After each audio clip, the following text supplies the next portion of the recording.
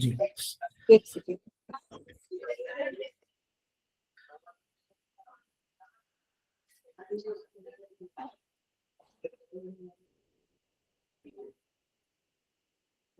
एक सेकेंड लग रहा, बस रिकॉर्डिंग स्टार्ट हो जाए फिर हम स्टार्ट कर लेते हैं।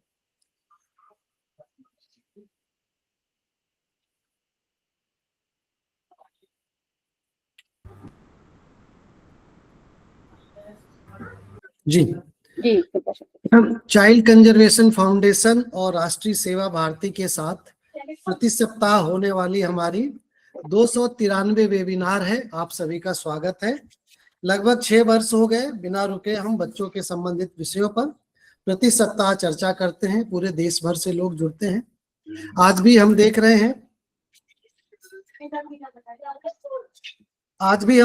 हैं लगभग देश के 12-13 राज्यों, असम, छत्तीसगढ़, झारखंड, मध्य प्रदेश, उड़ीसा जैसे राज्यों से, उत्तर प्रदेश से हमारे प्रतिभागी जुड़े हुए हैं। हम प्रयास करते हैं ऐसे विषयों पर चर्चा करें जो बच्चों के साथ काम करने वाले लोगों के लिए तो हितकारी हो ही, बच्चों के लिए भी हितकारी हो साथ साथ में।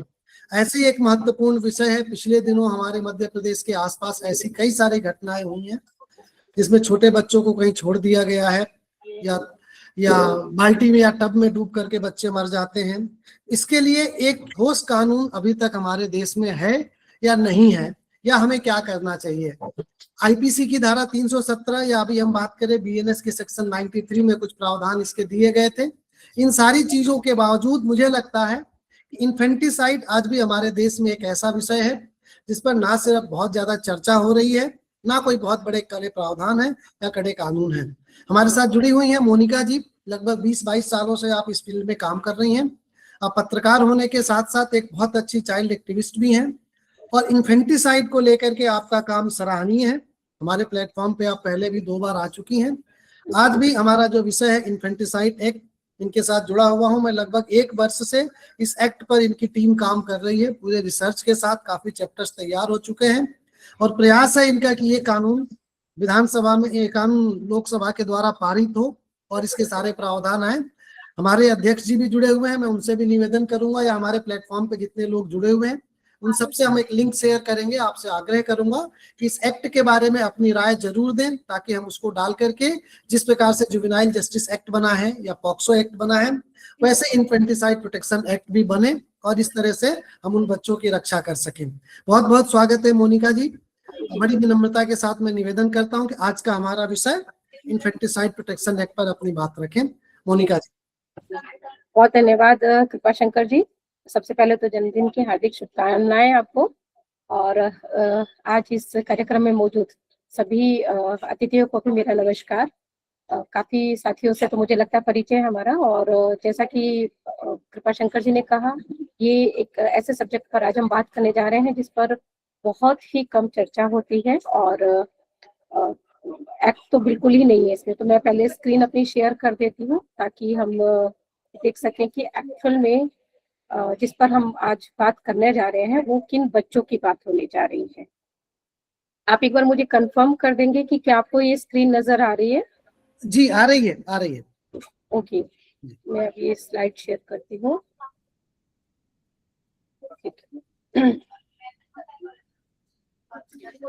थोड़ा सा नेटवर्क को लेकर इशू हो सकता है, जहां मैं बैठी हूँ वहाँ कुछ परेशानियां आ सकती है, तो प्लीज बियर विद मी। तो हम लोग जो बात कर रहे हैं असल में ये उन बच्चों की बात कर रहे हैं जो कोख से तो बाहर आ चुके हैं, यानी उनका जन्म हो चुका है। अमूमन जब हम इन्फेंट की बात करते हैं, नवजात शिशु की बात करते हैं, या बच्चे जब इस हालत में मिलते हैं तो उनको भ्रूण से जोड़ दिया जाता है, पर ये भ्रूण नहीं होते हैं बल्कि उसकी एडवांस स्टेज वो होती है जो जब बच्चा जन्म लेता है। तो हम उन्हीं बच्चों की आज यहाँ पर बात करने वाले हैं। अब सवाल ये है कि ये जो डिस्कशन आज हम यहाँ पर कर रहे हैं ये करना जरूरी क्यों है। तो ये तो आप सब जानते हैं और इससे सहमत भी होंगे कि जो इन्फेंट्स होते हैं, नवजात शिशु होते हैं, वो हमारी सोसाइटी का सबसे छोटा और सबसे वल्नरेबल, मतलब कहना चाहिए कि एक ऐसा जीव है जो सबसे ज्यादा अनप्रोटेक्टेड होता है और जिसको बहुत सहेजने, बहुत केयर करने की जरूरत होती है। तो इसलिए उसको सबसे वल्नरेबल कैटेगरी में रखा गया है और वो हमारे इन्फेंट्स होते हैं। लेकिन प्रॉब्लम है कि ये जो इन्फेंट्स हैं जिनको हम आम घरों में बहुत प्रोटेक्ट के साथ, बहुत केयर के साथ, बहुत नाजुक नखरे उस जच्चा के उठाए जाते हैं जो बच्चे को जन्म देती है, लेकिन सभी बच्चे और सभी उनकी माँ या पेरेंट्स स्वयं वो इतने भाग्यशाली नहीं होते हैं। बहुत सारे बच्चे ऐसे होते हैं जो साइलेंस में, स्टिग्मा में और लीगल गैप्स की वजह से बहुत बहुत ही खराब कंडीशन में पहुंच जाते हैं जन्म के तुरंत बाद ही। ये जो समय है ये कुछ सेकंड, कुछ मिनट से लेकर कुछ घंटों, कुछ दिनों तक का हो सकता है जब सबको फेस करना पड़ता है। और बहुत सारे केसेस, मतलब मुझे लगता है अब क्योंकि 11 साल हो गए सब्जेक्ट पर काम करते हुए, तो बहुत भी नहीं तो हर साल सैकड़ों केसेस, मतलब हम लोगों के पास ही 500-600 केसेस तो हर साल रिपोर्ट हो रहे हैं। इससे कई गुना, ये 10% मैं मानती हूँ हमारे पास जो रिपोर्ट हो रहे हैं, तो इससे कई गुना बच्चे जो है वो भी अभी भी अनरिपोर्टेड है या वो मिस क्लासिफाइड है, यानी वो बच्चे मिले और उनको दर्ज भी किया गया कहीं, लेकिन उनका जो क्लासिफिकेशन होना चाहिए था वो नहीं हुआ। तो नतीजा ये हुआ कि वो बच्चे कहीं पर नजर ही नहीं आते हैं।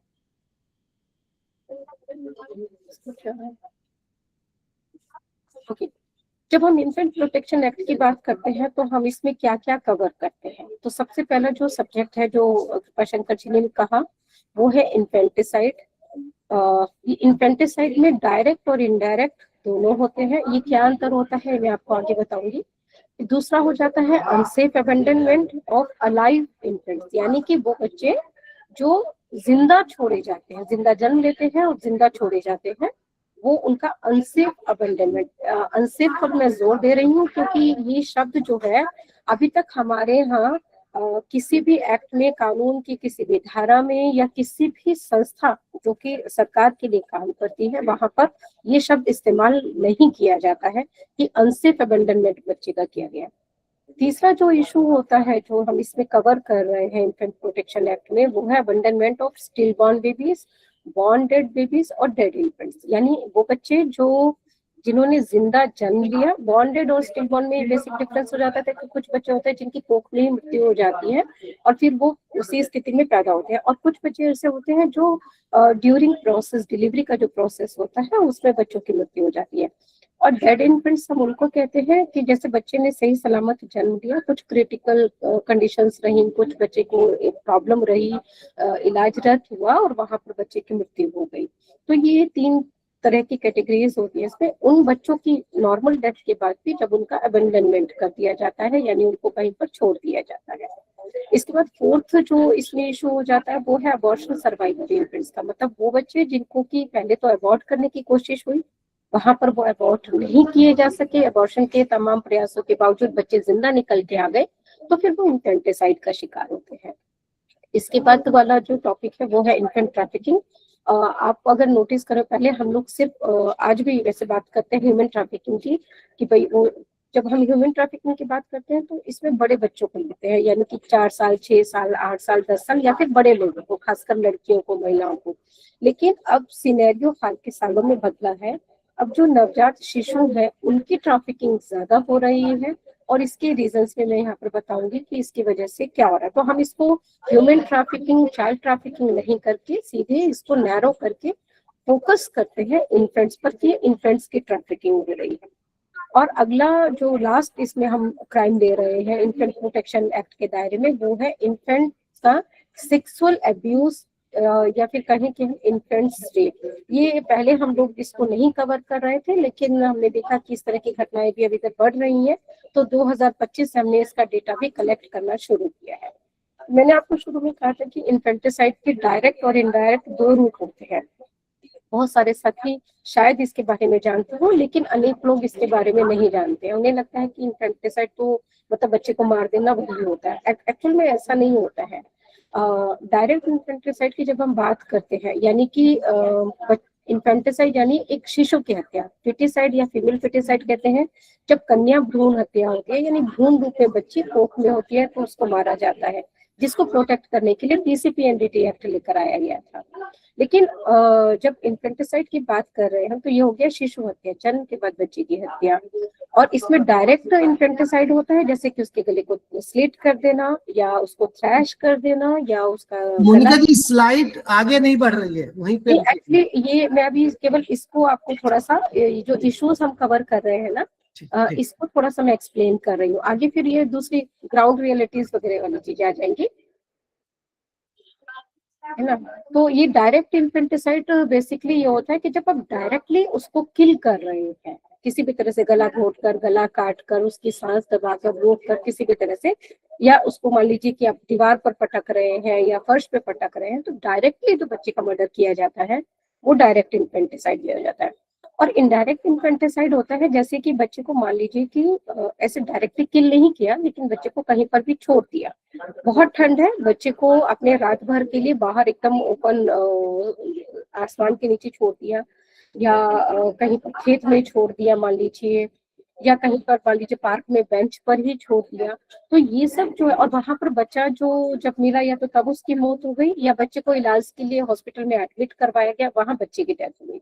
तो ये बेसिकली इनडायरेक्ट इन्फेंटिसाइड हो जाता है, क्योंकि कोई भी व्यक्ति ये जानता है कि अगर अगर उसकी सेंसेस सही से काम कर रही है, वो पूरी तरह से पागल विक्षिप्त नहीं हुआ है, कोई जानता है कि छोटे से बच्चे को अगर हम इस तरह से ओपन अनप्रोटेक्टेड छोड़ रहे हैं, तो एक तो वेदर की वजह से वो बच्चे की जान जा सकती है, चाहे बहुत गर्मी है, बहुत ठंड है, बरसात है, जिस भी वजह से वो बच्चे को अफेक्ट करेगा, उसकी जान चली जाएगी। कोई जानवर उसको उठाकर लेकर जा सकता है वहां से, जैसा कि होता भी है। तो डायरेक्टली नहीं मार के वो बच्चे को इस तरह की स्थिति में छोड़ देते हैं कि बच्चे की वैसे भी मौत होनी ही होनी है उसमें। तो वो जो आप देखते हैं कि कई बच्चे बच जाते हैं, वो उसको आपको एकदम ईश्वरीय चमत्कार की जो श्रेणी है उसमें रखना होगा। ग्राउंड रियलिटीज इसकी अब क्या है, ये हम लोग ये जानना बहुत जरूरी है। आप लोग क्योंकि स्टेक होल्डर से कहीं ना कहीं CWC JGP में जुड़े हुए होंगे, तो आप तो काफी वाकिफ होंगे से। लेकिन जब मैं बाकी लोगों से बात करती हूँ, चाहे वो पुलिस है या समाज के जो दूसरे धड़े हैं, तो उनको आज भी ऐसा लगता है कि ऐसा तो होता ही नहीं होगा कि कोई अपने बच्चे को छोड़ दे, कोई माँ बाप आखिर ऐसा कैसे कर सकते हैं।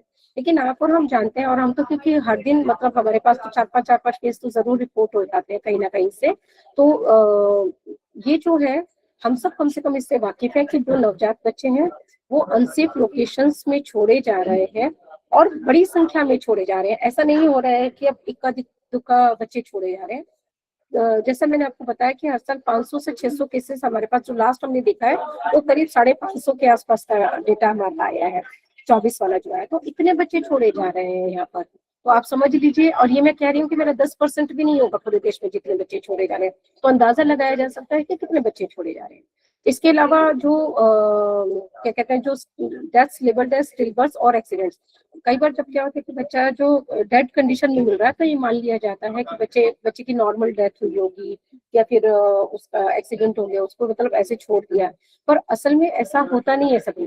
बहुत सारी जगहों पे तो बच्चों के पोस्टमार्टम भी नहीं करवाए जाते हैं। उनको लगता है कि इसमें एक ह्यूमन एंगल भी होता है, कि लगता है कि एक तो बच्चा पहले मतलब मान लीजिए डस्टबिन में उसकी डेड बॉडी मिल रही है, नाले में मिल रही है, तो पुलिस वाले भी होते तो इंसान ही है, तो उनको लगता है कि यार पहले ही बच्चा इतनी छोटी सी उम्र में कला को झेल चुका, अब इसकी और खराब मतलब स्थिति करवा के, इसका पोस्टमार्टम वगैरह करवा के तो थोड़ा सा अवॉइड करते हैं। और दूसरा, बहुत सारी जगह पे उनको जानकारी भी नहीं होती है कि इतने छोटे बच्चे का पोस्टमार्टम होता है, तो जिसकी वजह से क्या होता है कि उसका रीजन ऑफ डेथ क्या है, जो डेड बॉडी मिली है एक बच्चे की, वो नहीं पता चल पाता है। इसके अलावा डिस्ट्रेस्ड पेरेंट्स जो है, उनके पास बहुत ज्यादा कोई सेफ ऑप्शंस नहीं है, कि अगर वो ऐसे पेरेंट्स हैं जो अपने बच्चे को अपने साथ नहीं रख सकते for whatever the reason, तो वो कहाँ जाए, किससे बात करे, किसके पास बच्चे को लेकर जाए। और सबसे इम्पोर्टेंट बात जो है कि जो कृपा शंकर जी ने शुरू में की कि इन्फेंट सेंट्रिक लॉ आज भी हमारे पास नहीं है। हम बच्चों की बात करते हैं, हमारे पास JJ एक्ट है, हम सेक्सुअल अब्यूज की बात करते हैं, हमारे पास पोक्सो एक्ट है, हम इवन भ्रूण की हम बात कर रहे हैं, भ्रूण को प्रोटेक्ट करने की, तो हमारे पास PCPNDT एक्ट है। लेकिन जब हम एक नवजात बच्चे की बात कर रहे हैं, तो हमारे पास किसी भी तरह का कोई एक्ट ही नहीं है कि हम कैसे प्रोटेक्ट करें। और जितने क्राइम मैंने आपको बताए, वो जब इनके लिए कोई लॉ नहीं है, तो फिर क्या होगा कि जो दूसरे लोग हैं उसमें इनको रखा जाएगा, और फिर वही जो मिसक्लासिफिकेशन हो जाएगा इस क्राइम। हम बात जब कानून की करें तो हमें ये देखना बहुत जरूरी है कि कैसे हमारे जो एग्जिस्टिंग लॉस है वो कहाँ जो है उनकी लिमिटेशंस हो रही है, कहाँ वो सीमित हो जा रहे हैं। तो पहले आईपीसी होता था, अब उसी को कन्वर्ट करके बीएनएस में कर दिया गया। तो पहले भी इसके जो 3 सेक्शन थे बेसिकली, जो नवजात बच्चों से और भ्रूण दोनों से रिलेटेड थे। तो आईपीसी का था 315, 317, 316, 317 और 318, ये आईपीसी के सेक्शन थे। और इसमें भी जो 316 सेक्शन था वो बेसिकली भ्रूण को प्रोटेक्ट करने वाला ज्यादा था।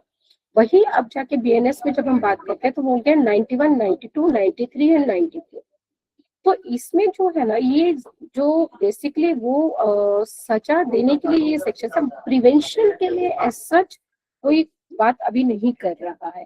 और जो बीएनएस के भी जो सेक्शंस है ना, जो हमारी मैंने बताया कि नवजात शिशु से रिलेटेड तो केवल 3 ही सेक्शंस है, बीएनएस 91, 93 और 94। तो जो बीएनएस का 93 अगर हम बात करते हैं, जैसे 94 की मैंने आपको बताया कि जो नवजात बच्चे की डेड बॉडी भी मिल रही है, तो उसके अलग अलग ये रीजंस हो सकते हैं।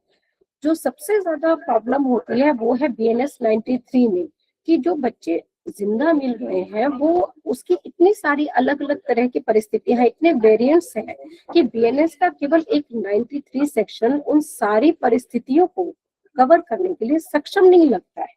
जैसे कि बीएनएस का 93 सेक्शन अगर कोई अपने बच्चे को नाले में डाल रहा है तो उसके ऊपर भी वही एप्लीकेबल हो रहा है, और अगर वो अपने बच्चे की बेहतरी देखते हुए उसको मंदिर में कहीं छोड़कर जा रहा है सेफ जगह पर, तो उसको भी वो वही तरह से डील कर रहा है। मतलब एक जो अपने बच्चे की बेहतरी चाह रहा है, मजबूरी में बच्चे को छोड़ रहा है, वो भी कानून की नजर में उतना ही दोषी है जितना कि वो व्यक्ति जो अपने बच्चे की जिंदगी लेने पर उतारू है और उसको नाले में डाल रहा है। तो जो सबसे बड़ा मुझे प्रॉब्लम समझ में आती है वो तो ये है इसमें। इसके अलावा जेजे एक्ट जो है वो बेसिकली बड़े बच्चों पर काम करता है, वो न्यूबॉर्न्स पर बहुत ज्यादा मतलब वोकल नहीं है, बहुत ज्यादा उसको एक्सप्लोर उसने नहीं किया है। इसके अलावा यूनिफॉर्म सेफ सरेंडर मैकेनिज्म भी कहीं नहीं। आप कहेंगे कि बच्चों को सेफ सरेंडर पे भेजा जा सकता है सरकार के पास, बिल्कुल भेजा जा सकता है, लेकिन कितने राज्यों में इसका बहुत अच्छी तरह से पालन पोषण हो रहा है। कितने राज्य ऐसे हैं जहाँ पर कोई अपने बच्चे को लेकर जाता है, बच्चे को सरेंडर करने के लिए, और उस फैमिली को अपमानित नहीं किया जाता है, उस पर सवाल नहीं लगाए जाते हैं। तो इसके बारे में भी बहुत ज्यादा जानकारी जो स्टेक होल्डर्स है ना उनको भी नहीं होती है, और फिर वो क्रॉस क्वेश्चनिंग और तमाम तरह की ऐसी चीजों पर उतर आते हैं, या मुझे कहना चाहिए कि कई बार वो गैर जिम्मेदाराना रवैया अपनाते हैं, जिसकी वजह से जो हमारा जो सेफ सरेंडर का मैकेनिज्म जो इसमें बहुत महत्वपूर्ण है वो अपने उस उद्देश्य में पूरा होता नजर नहीं आता है। और इन तमाम चीजों के अलावा जो एक चीज मुझे सब में नजर आती है वो है कि किसी भी संस्था की, किसी भी व्यक्ति की, किसी भी ऑर्गेनाइजेशन की इसमें कोई अकाउंटेबिलिटी तय नहीं की गई है। कोई भी वैसा फ्रेमवर्क मुझे नहीं मिला है जो ये तय कर सके कि अगर कोई अपनी जिम्मेदारी को निभाने में निष्फल हो रहा है, नहीं निभा पा रहा है समय पर, या उसमें लापरवाही कर रहा है, तो उससे सवाल जवाब तलब किए जाएं कि भाई तुमने ऐसा किया तो क्यों किया, और ऐसा नहीं किया तो क्यों नहीं किया तुमने। तो जब हम इन्फेंट प्रोटेक्शन एक्ट की बात करते हैं तो वो एक तो सबसे इम्पोर्टेंट बात होगी कि वो एक डेडिकेटेड लॉ है जो कि न्यूबॉर्न से रिलेटेड सभी क्राइम्स को, सिर्फ अबेंडनमेंट और इन्फेंटिसाइड को नहीं, बल्कि स्टिल बॉर्न बेबीज की जो अबेंडनमेंट हो रहा है उनको, सेफ अबेंडनमेंट को, फिर इन्फेंट्स के सेक्सुअल एब्यूज को, इसके अलावा जो अबॉर्शन सर्वाइवर बेबीज है उनको, इन्फेंट ट्रैफिकिंग को, इन सब को वो कवर करेगा। इसके अलावा उसका जो फोकस रहेगा वो केवल पनिशमेंट पे नहीं रहेगा बल्कि प्रिवेंशन पर भी रहेगा उसका। इस जो सेफ सरेंडर, और इस सेफ सरेंडर भी वो केवल एक ये नहीं है कि एक ऑप्शन दे दिया कि सेफ सरेंडर कर सीडब्ल्यूसी के पास ले जाए, नहीं, सेफ सरेंडर का भी पूरा मैकेनिज्म होगा उसमें कि कौन कौन इसके लिए, और एक बड़ा इसका एक नेटवर्क बनाना होगा सेफ सरेंडर ऑप्शंस का कि कहाँ कहाँ ये पॉइंट्स हो सकते हैं और कौन कौन इसके दायरे में आ सकता है जहाँ पे एक बच्चे को सरेंडर किया जा सकता है, और उसको एक लीगल रिकॉग्निशन देगा ये एक्ट, जिससे कि जो अब केवल डिस्ट्रिक्ट में आकर सरेंडर करने का जो एक ऑप्शन मिलता है वो लोगों को उनकी रीच में मिलेगा। इसके अलावा जो इसका जो तमाम जो कवायद होगी उसका जो रिजल्ट होगा वो ये होगा कि नवजात बच्चों को तो प्रोटेक्शन होगा ही होगा, इसके साथ साथ जो डिस्ट्रेस पेरेंट्स हैं, जो परेशान पेरेंट्स हैं, उनका भी प्रोटेक्शन ये एक्ट करेगा इनडायरेक्टली। कहीं पर भी कोई इशू होगा तो प्लीज मुझे बताइएगा। मेरी आवाज पहुंच रही है? जी, आ रही है।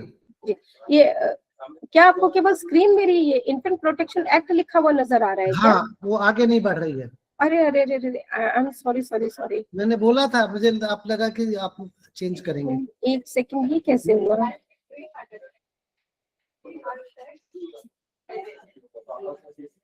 एक मिनट, दोबारा कर सकते हैं शेयर इसको, वो करके। मैं इसको फिर से करती हूँ। जी, मुझे लगा कि वहां पर वो नहीं है, मैं फिर से करती हूँ। वैसे मुझे लगता है बगैर इसके स्लाइड के भी बहुत क्लियर हो रहा है सब्जेक्ट। ठीक है। जी। एकदम बहुत अच्छी तरह से आपका प्रेजेंटेशन और सब्जेक्ट बहुत ही क्लियर समझ में आ रहा है, इसलिए चलेगा नहीं तो। जी, ये देखिए अभी। हाँ, अभी मूव हो रहा है, ठीक है जी। अभी मूव कर रहा है ना? हाँ। तो स्टेक होल्डर्स की बात हो गई थी। हाँ, ग्राउंड रियलिटी की हम लोगों ने बात कर ली। इसके बाद हाँ, नो अकाउंटेबिलिटी फॉर फ्रेमवर्क और प्रिवेंशन। हाँ, ये मैं बात बता रही थी, वाली अब स्क्रीन नजर आ रही है, राइट ना? जी।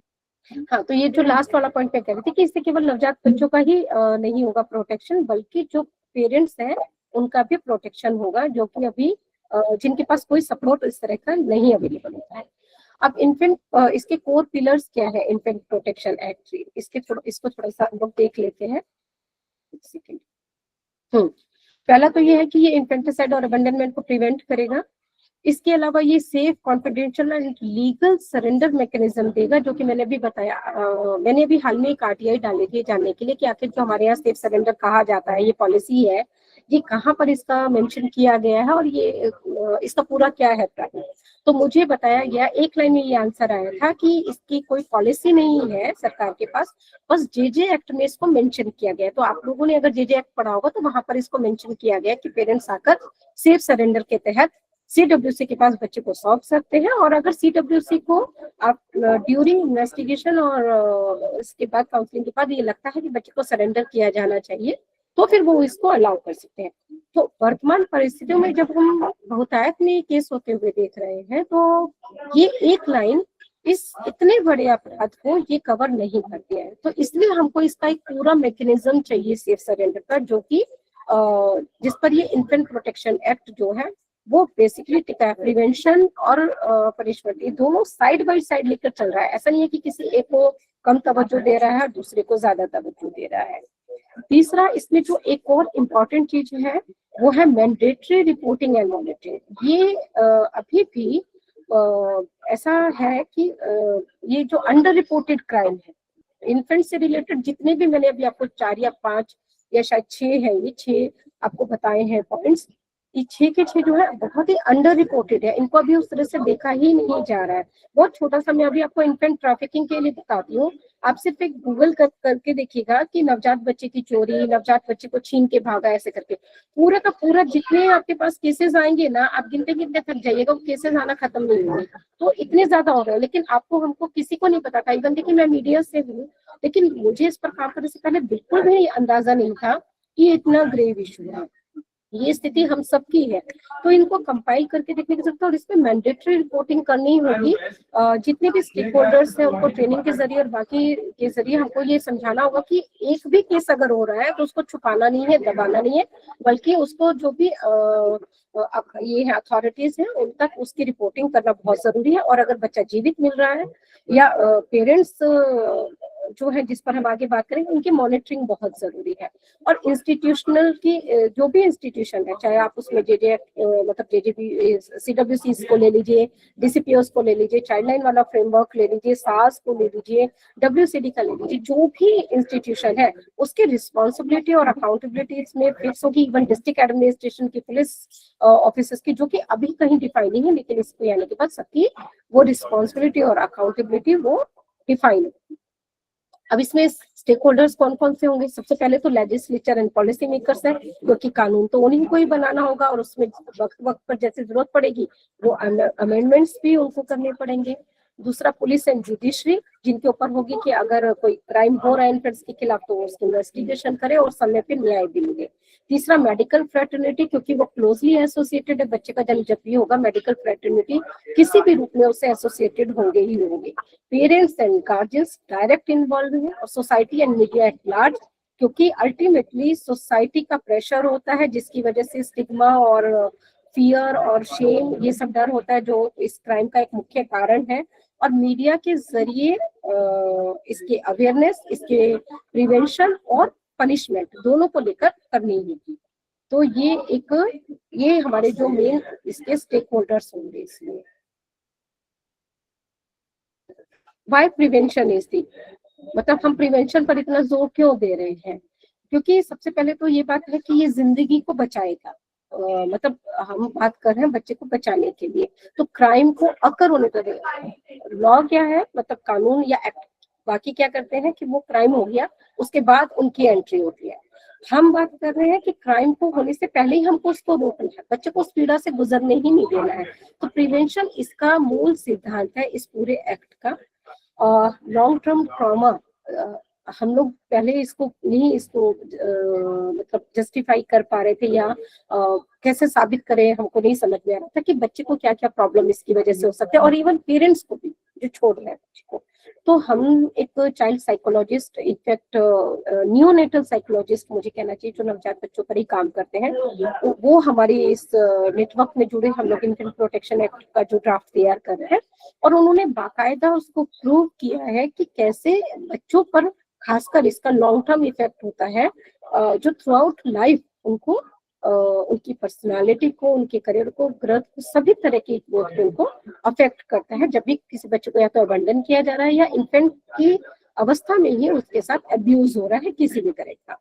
इसके अलावा जब ये एक्ट आएगा तो ये इंस्टीट्यूशंस में ट्रस्ट को भी, आम जनता के ट्रस्ट को भी स्ट्रेंथन करेगा, और ये बहुत ही प्रैक्टिकल और ह्यूमन सपोर्ट है। मतलब हम ठीक है, हम एक सिस्टम की बात करें, लेकिन सिस्टम एक ऐसा सिस्टम बनाने की बात करें जिसका जो अप्रोच है वो बहुत मानवीय है।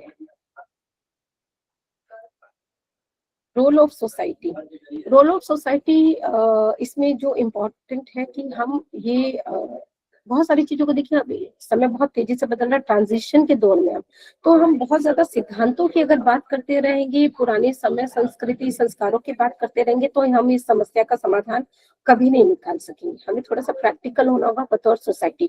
हम उस सच से आंखें नहीं चुरा सकते हैं जो आज हमारे सामने है, चाहे वो एक्स्ट्रा मैरिटल अफेयर के रूप में है, चाहे वो इलिसिट रिलेशंस के रूप में है, चाहे वो अनवेड प्रेगनेंसीज के रूप में, हमारे टीनेज प्रेगनेंसीज के रूप में। ये सच है, हमको इसको स्वीकार करना होगा। तो अभी क्या है, हम इसको स्वीकार करें, इसको डिनाई ना करें, और उसके बाद हम इसके प्रिवेंशन के जो रास्ते खोज रहे हैं उसमें जो सबसे इम्पोर्टेंट है वो ये है कि सोसाइटी को ज्यादा से ज्यादा अवेयर करना, उनका सेंसिटाइजेशन करना। अवेयरनेस और सेंसिटाइजेशन ये दो चीज है, एक चीज नहीं है।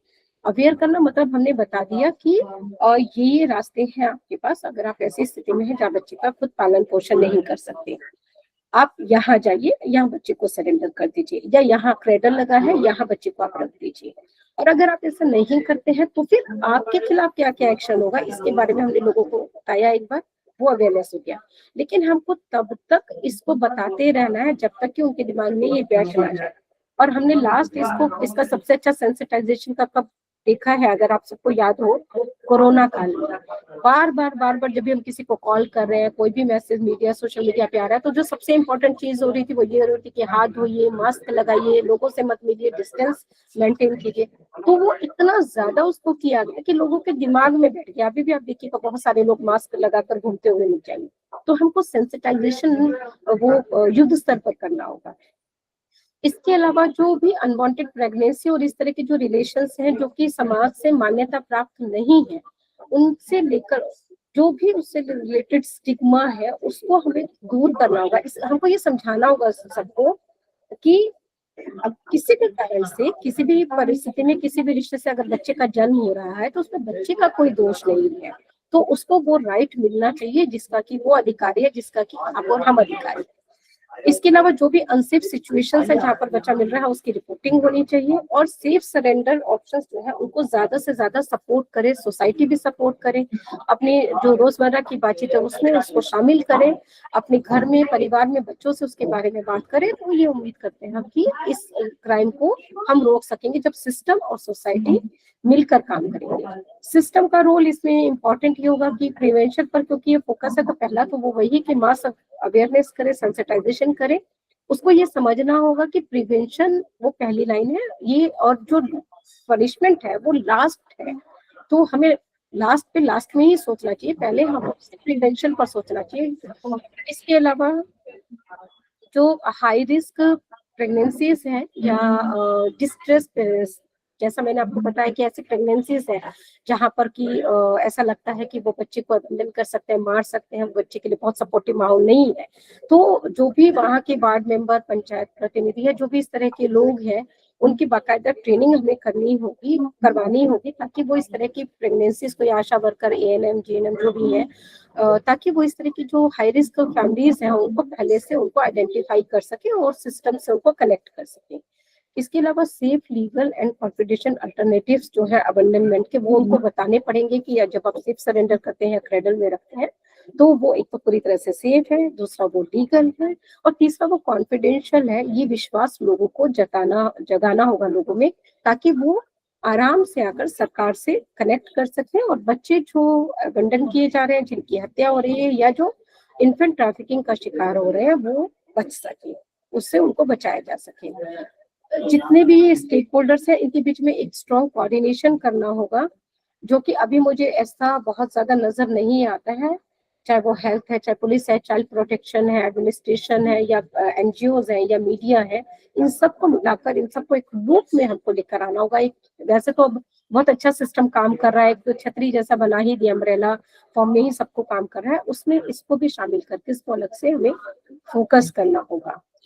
एंड ये हम सबको समझना होगा, आपको, हमको, कि बच्चे के पास वो सारे अधिकार हैं जो हम सबके पास है। हम, वो छोटा सा बच्चा है, वो बोल नहीं सकता, इसलिए हम उसके साथ किसी भी तरह का व्यवहार कर सकते हैं, ये बिल्कुल अनएक्सेप्टेबल होना चाहिए। उसकी डिग्निटी भी उतनी ही मायने रखती है जितनी हम सबकी डिग्निटी मायने रखती है। इसलिए किसी भी बच्चे को हम अंधेरे कोने में, गुमनामी में उसको पैदा होने दे और वहीं पर उसकी डेथ भी हो जाए, अनरजिस्टर्ड रहे वो बच्चा, ये नहीं होने देना चाहिए। ये सिर्फ मतलब एक, हम लीगल रिफॉर्म की बात नहीं कर रहे हैं कि हमको लीगल रिफॉर्म करना है, ये हमारी मानवीय जिम्मेदारी भी है, सामाजिक जिम्मेदारी भी है, और संवैधानिक तो है ही है कि हमको इसको करना है किसी भी तरह से। ये एक्चुअली ये हमारे भारत के भविष्य का भी सवाल है कि इसको हम लेकर आए, और अगर भारत इसको आज के डेट में करता है तो भारत शायद विश्व में पहला देश होगा जो इन्फेंट प्रोटेक्शन एक्ट अपने देश में लागू करेगा, क्योंकि इसको लाने की तो कई देशों में कोशिश हो रही है, लेकिन कोई भी देश अभी तक इसको लेकर नहीं आ पाया है। तो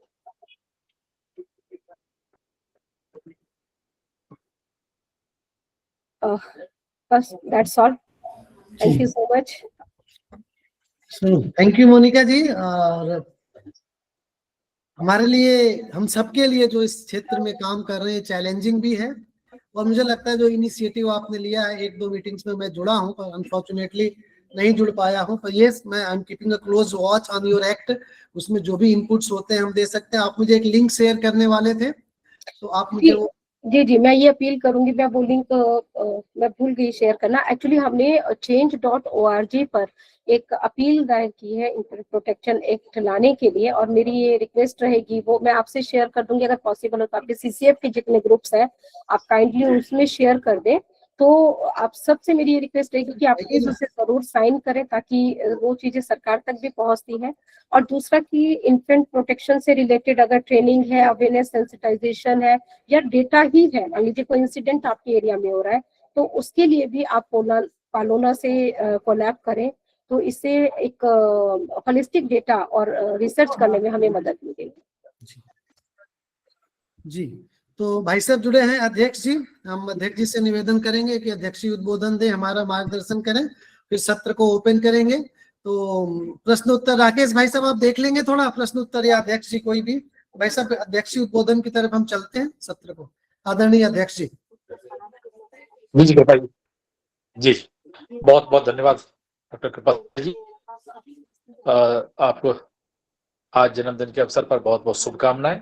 और मुझे लगता है कि जिस तरह के विषय पर चर्चा हुई है, आप जैसे बच्चों के लिए जीने वाले, बच्चों के लिए धड़कने वाले दिल के लिए ये विषय सबसे करीब होगा, क्योंकि यहीं से शुरुआत होती है। और मुझे लगता है एक ऐसा समय है, एक ऐसा विषय है जिसपे सामान्यतः भी जो आंकड़ों पर ध्यान दिया जाए तो चर्चा नहीं होती है। और कई बार लगता है कि वास्तव में लोग बोलते हैं कि प्यार अंधा होता है, तो लिहाजा अंधा होता है। माँ बच्चे को उस दिन से प्यार करने लगती है जिस दिन वो उसके गर्भ में आ जाता है, जबकि उसने उसको देखा नहीं होता है, जबकि उसको मालूम नहीं होता है, लेकिन उसका उससे इतना लगाव हो जाता है जैसे एक उसके जीवन का हिस्सा है वो। लेकिन कहीं कहीं घटनाएं हमको ऐसी भी देखने को मिलती हैं कि बच्चों को ट्रेन की सीट के नीचे छोड़ दिया, झाड़ी में फेंक दिया। सेवा भारती के साथ में जो हम अभी इतना बड़ा अभियान चला रहे हैं, सेवा भारती ने इसकी बहुत पहले सबसे पहले शुरुआत की है। ऐसे स्थानों पर झूला लगा दिया जाए, अगर फेंकना है भाई तो कम से कम झूले में छोड़ के जाइए, उसका परवरिश हो सके, उसको जीवन मिल सके। लेकिन ऐसी घटनाएं फिर भी हमें अक्सर सुनने को मिल जाती हैं, देखने को मिल जाती हैं, हमारे आसपास मिलती हैं। जो हमारे आसपास मिलती है तो दुनिया में सभी जगह हो रही हैं, ये बात सही है। और उसका बचाव अगर तुरंत किसी का ध्यान नहीं गया, 1 घंटे 2 घंटे ध्यान नहीं गया, तो उसको बच्चे को अपना जीवन खोना पड़ता है। और एक दुनिया के अंदर से जो बच्चा एक समाज का निर्माण करने के लिए, एक जन्म लेने के लिए आया था, उसको समय से पहले अपना जीवन त्यागना पड़ता है। तो मुझे लगता है कानून तो अपनी जगह पे काम कर ही रहा है, ऐसा कानून आना चाहिए। आपकी इस मुहिम में हम साथ हैं, सीसीएफ पूरा साथ में काम करेगा। और दुनिया के जिस प्लेटफॉर्म पर हिंदुस्तान में हम अपनी बात को उठा सकते हैं, हम उस विषय पर उस बात को उठाएंगे। और अगर हमारे पास ऐसे कोई उदाहरण मिलते हैं, न्यूज़पेपर की कटिंग्स मिलती हैं, कहीं कोई इस तरह की घटना की जानकारी मिलती है, तो हमें कोई ना कोई, जैसे मैडम ने तैयारी की होगी, हम उस लिंक पर, उस प्लेटफॉर्म पर उसको डालने का काम शुरू करें। तो मुझे लगता है हमारी अपने आप में इस यज्ञ में एक बड़ी आहुति होगी, जो भविष्य में इस तरह की घटनाओं से समाज में होने से रोकेगा। और ऐसी घटना करने वालों को कानूनी रूप से बड़ा दंड के प्रावधान बनेंगे। तो इसमें हम सब लोग अपनी आहुति दें, और जितना आवश्यक कानून है उतना ही आवश्यक समाज का जागरण है। आखिर कहीं न कहीं ये समाज की कमी है, समाज में वो संस्कार नहीं दे पाया, या व्यवस्था को हम नहीं बना पाए हैं, तो उसको समाज की व्यवस्था और कानून, कड़े कानून के आधार पर हम इन घटनाओं को रोक सकते हैं। और मुझे लगता है अगर हम इसमें अपनी चूँकि हम बच्चों के लिए काम करते ही हैं, और इसमें अपनी महत्वपूर्ण भूमिका निभाएँगे ही, और अधिक से अधिक लोगों तक इस विषय को पहुँचाएँ, अधिक से अधिक लोगों तक जागरूक बनाने का प्रयास करें। और जो भी हमारे पास मीडिया, सोशल मीडिया, जिसके पास जो प्लेटफ़ॉर्म उपलब्ध है, उस प्लेटफ़ॉर्म पर इस बात को रखें, और इन आंकड़ों को एक संजीदगी के साथ पहुँचा करके हम इस तरह के कड़े कानून को लाने का काम करेंगे। मैडम, हम आपकी मुहिम में आपके साथ हैं। ये मुहिम आपकी नहीं है, ये समाज की है, इस देश की है। इसके राष्ट्र के निर्माण में जो बड़ी-बड़ी बाधाएँ हैं उसके लिए है। सारी दुनिया में इस पर चर्चा भी चल रही है, उस पूरी दुनिया इन सबको लेकर के, दुनिया के जो बुद्धिजीवी लोग हैं वो चिंतित हैं। लेकिन मुझे लगता है कि इसका समाधान भारत से ही निकलेगा, और हम सब लोगों के प्रयास से निकलेगा। और इस प्रयास में हमारी आहुति और अच्छी तरह से डल सके, हम अपने हिस्से की ईमानदारी का पालन कर सकें। इसके लिए आज का यह वेबिनार मुझे लगता है कि बहुत ही हमारे लिए प्रेरणास्पद है, और आपकी जानकारी और आपके प्रयास के लिए बहुत-बहुत साधुवाद। हम सब उसका अंग बने, इसकी शुभकामनाएँ देते हुए, और हम इस काम को बहुत अच्छी तरह से आगे बढ़ाएँगे। आगे प्रश्नोत्तर का कार्यक्रम करते हैं। आदरणीय राकेश जी, आप इसको प्रश्नोत्तर को लीड करेंगे? राकेश जी? राकेश जी, राकेश वैसे अग्रवाल जी? गाड़ी चला रहे हैं। अच्छा, ठीक है। कोई प्रश्न तो कर एक सकते बार हैं हैंड रेज करके। जी जी भाई साहब, जी, जी। किसी का कुछ प्रश्न हो तो हम ले सकते हैं। जी, ब्रिजेश जी सिवान से है भाई साहब, प्रश्न रखें अपना। हाँ, सबसे पहले चौबे सर को जन्मदिन की हार्दिक बधाई। Thank और you, sir। बहुत विधिवत पूजा भी की है सर। हाँ आज हम उनका दीदी को प्रणाम